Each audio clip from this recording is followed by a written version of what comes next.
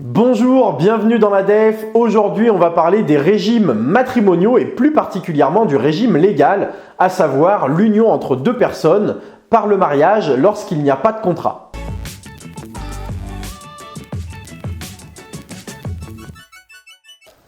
Qu'est-ce que le régime légal? Alors avant d'aborder le régime légal, je vais d'abord vous parler du régime primaire. C'est important, je pense, de parler de ça en premier lieu. Parce que finalement, quand on va s'unir, on peut être en couple, on ne déclare rien à personne, on peut être en concubinage, on peut être partenaire de Pacs, on peut se marier et dans le cadre du mariage, finalement, on peut avoir ou non un contrat. Donc si on n'a pas de contrat, c'est tout l'objet de cette vidéo, on est dans le cadre du régime légal et si on a un contrat, c'est un régime conventionnel, donc par exemple la séparation de biens, la communauté universelle, etc. etc. Mais quoi qu'il en soit, qu'on ait ou pas un contrat, du moment qu'il y a mariage, il y a aussi le régime primaire qui va déterminer 3 obligations et 3 droits pour les époux. Et en fait, ce régime primaire, vraiment, on s'en fiche qu'il y ait un contrat ou pas, il s'applique pour tout le monde. Donc c'est important, je pense, d'en parler. Et ces droits et ces obligations, quels sont-ils? Les droits, c'est assez simple. Premier droit, chaque époux a le droit d'ouvrir un compte bancaire à son nom personnel sans demander son avis à l'autre. Le deuxième droit, c'est le droit de choisir le travail qui nous plaît, d'exercer ce travail sans demander l'avis de l'autre et d'en percevoir des revenus. Ça paraît logique finalement, mais il y a quelques dizaines d'années aujourd'hui, c'était pas le cas. Voilà, souvent, bon, c'est malheureux.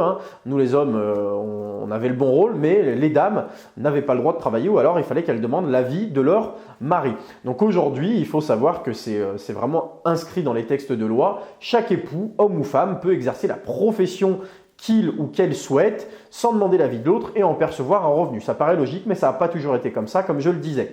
Et puis, troisième droit, c'est celui de pouvoir jouir de ses biens en toute liberté. Donc voilà, je fais ce que je veux avec les biens qui m'appartiennent à moi.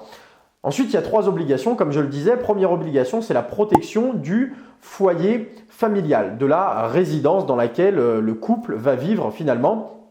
Et donc, qu'il y ait une propriété, donc qu'on soit propriétaire du bien ou qu'on en soit locataire, un époux ne peut pas décider de le vendre ou de rompre le bail sans demander l'avis de l'autre auparavant. Donc ça, c'est la première obligation, c'est la protection du logement familial et l'accord des 2 époux doit être validé pour vendre ou pour rompre un bail voilà, si on est locataire. Donc ça, c'est la première obligation. La deuxième, c'est une obligation de contribuer aux charges du foyer. Et en plus de ça, le régime primaire dit qu'il faut contribuer à hauteur de ses revenus. Si l'un des époux gagne 10 fois plus de l'autre, il devra contribuer en proportion aux charges communes finalement. Et ensuite, troisième obligation, ça va être la responsabilité vis-à-vis des dettes engagées pour l'entretien du ménage et pour l'éducation des enfants. Là-dessus, les textes sont très clairs. Si l'un des époux décide de contracter une dette qui s'inscrit dans l'entretien du ménage ou l'éducation des enfants, l'autre époux, même s'il n'a pas été concerté, il est solidairement responsable. Par contre, tout ce qui n'est pas dans l'intérêt du ménage ou l'éducation des enfants, là, l'époux qui contracte une dette sans demander à l'autre, il est responsable tout seul, on est bien d'accord. Si c'est pour aller faire un investissement de son côté, si c'est, je ne sais pas, moi, pour une activité sportive ou peu importe, voilà. Il faut bien faire la distinction, il faut qu'il y ait un intérêt pour le ménage ou l'éducation des enfants. Et à ce moment-là, si c'est le cas, chaque époux est solidairement responsable des dettes en question qui ont été contractées. Ça, c'est le régime primaire. Donc, comme je le disais, ça englobe l'ensemble des régimes matrimoniaux, qu'il y ait ou non un contrat de mariage. Maintenant, on va se pencher sur le régime légal, parce que c'est quand même tout l'objet de cette vidéo. Le régime légal, c'est quand il n'y a pas de contrat de mariage. On l'appelle également le régime de la communauté réduite aux acquêts. Pourquoi communauté? Parce que certains biens vont être communs. Et quels sont ces biens? Eh bien, ce sont justement les acquêts. Les acquêts, c'est quoi? C'est ce qui a été acheté une fois que le mariage a été célébré. Donc, il faut distinguer 2 choses dans le cadre d'un régime légal, donc quand il n'y a pas de contrat de mariage. Il y a tout ce qui est propre à chacun des époux et il y a tout ce qui est commun. Dans tout ce qui est propre, on va distinguer plusieurs choses. Les biens qui sont propres, ça va être notamment tous les biens propres par nature. Par exemple, mes vêtements, je suis marié, demain je divorce dans le cadre d'un régime légal, comme je le disais. eh bien, madame ou monsieur, on s'en fiche, peu importe la situation de chacun, l'autre époux ne va pas récupérer les biens qui me sont propres. Il ne va pas partir avec mes vêtements, ça continue de m'appartenir. Mon téléphone, c'est pareil, mes bijoux, etc., etc. Donc, les biens propres par nature, essentiellement les vêtements et puis tous les objets du quotidien, ça continue d'appartenir à celui qui les possède.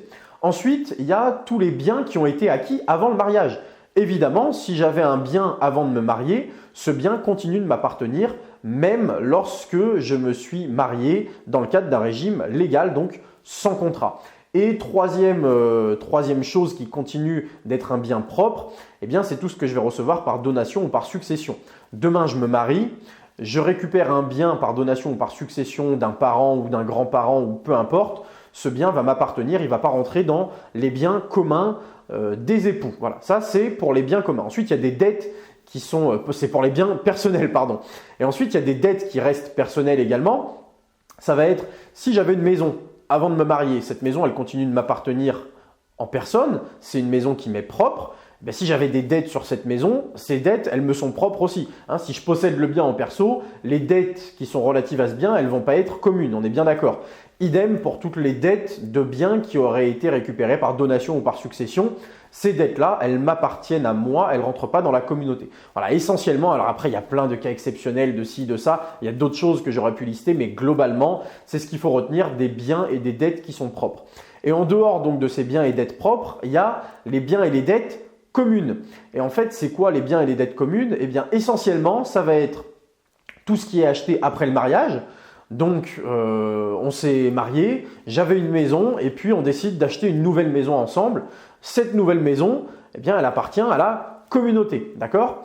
Ensuite, il y a quoi d'autre? Il y a tous les biens dont on ne peut pas déterminer la provenance. Si je ne suis pas en mesure de prouver qu'un bien m'appartenait avant le mariage, on va considérer que ce sera un bien commun. Et ensuite, dernière chose, c'est les revenus. Les revenus de chacun des époux. Alors, on peut en profiter comme on le souhaite, on peut aller à la salle de sport, on peut aller au restaurant entre amis, on peut faire ci, on peut faire ça, mais les revenus de chacun des époux sont considérés comme étant communs. Donc, les acquisitions qui sont faites avec les revenus de chacun des époux, que ce soit individuellement ou ensemble, eh bien, les acquisitions qui seront faites avec ces revenus-là seront considérées comme communes, d'accord ?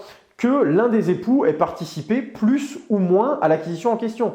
Donc, je reviens à ce que je disais tout à l'heure, si je gagne 1000 et que madame ou monsieur gagne 10 000, les 11 000 qui ont servi à acheter un bien commun, eh bien, on s'en fiche de savoir s'il y en a un qui a mis plus ou moins que l'autre. On est bien d'accord? Alors, je sais que ce n'est pas toujours évident à comprendre, mais c'est aussi pour ça qu'il y a des régimes où il y a des contrats, les régimes conventionnels, parce qu'on peut déterminer justement à l'avance que ça ne nous arrange pas, donc on va faire plutôt comme ça, etc., etc. Mais là, vu qu'il n'y a pas de contrat, il n'y a rien pour encadrer notre mariage, donc on se base sur ce que dit la loi. Et la loi, elle dit que les revenus, eh bien, ils appartiennent à la communauté, et donc les acquisitions qui sont faites avec ces revenus communs, eh bien, ces acquisitions sont communes. Ça, c'est pour les biens qui sont communs. Les dettes communes, c'est quoi? Eh bien, c'est les dettes qui sont contractées ensemble pour acheter des biens communs. Voilà, c'est aussi simple que ça. En précisant que sont considérées comme des dettes communes les dettes qui ont été faites, par exemple pour une maison. Voilà, on achète une maison ensemble, c'est une dette commune. Par contre, si monsieur il a des dettes de jeu ou ci ou ça, sauf si c'est des sommes modestes, là ça reste des dettes qui sont propres parce que c'est une connerie de monsieur qui est allé jouer au casino. Bref, vous avez compris l'idée. Donc maintenant qu'on a fait le tour de ce qu'est le régime primaire, les grandes règles qui concernent tous les régimes matrimoniaux, maintenant qu'on a vu le régime légal, celui où il n'y a pas de contrat et qu'on a distingué que dans ce régime, il fallait dissocier les biens communs et les biens propres et également les dettes propres et les dettes communes. Dernière chose qu'il faut voir, c'est en cas de divorce. Qu'est-ce qui se passe? C'est assez simple en fait. Tous les biens et les dettes propres reviennent à chacun des époux. Ça paraît logique. Et tous les biens et les dettes communes sont divisés à 50-50. Avec une petite particularité, c'est ce qu'on appelle les récompenses. Les récompenses, c'est quoi? C'est que si l'un des époux s'est enrichi grâce à la communauté, il devra une récompense à la communauté. Si la communauté s'est enrichie grâce aux biens personnels de l'un des époux, eh bien, c'est cet époux qui recevra une récompense de la part de la communauté. Je m'explique, c'est assez simple. Si j'ai des dettes de jeu, que je me marie sous le régime légal, et que mon épouse est très sympa et qu'elle dit après le mariage, on va utiliser des biens communs pour payer tes dettes antérieures au mariage, à ce moment-là, si on divorce tôt ou tard, eh bien, je devrais une récompense à la communauté parce que les biens communs ont permis de payer des dettes que j'avais à titre personnel. Donc forcément, si on rompt le mariage, eh bien, je dois de l'argent à la communauté. Voilà, en gros, c'est pour rééquilibrer un petit peu les choses. Si l'un ou l'autre des époux s'est enrichi sur le dos de la communauté ou si la communauté s'est enrichie sur le dos de l'un des époux. Je ne vais pas aller plus loin parce que sinon, cette vidéo pourrait durer une demi-heure, je pense, voire même plusieurs heures. Je vous laisse là-dessus. S'il y a des questions, comme je le disais au début, n'hésitez pas à les poser dans les commentaires. S'il y a des sujets que vous voudriez approfondir également, dites-le dans les commentaires. J'y répondrai avec grand plaisir. Pensez au like, ça fait toujours du bien. Et puis abonnez-vous pour ne rien rater de nos prochaines vidéos. Je vous dis à très vite. Ciao, ciao.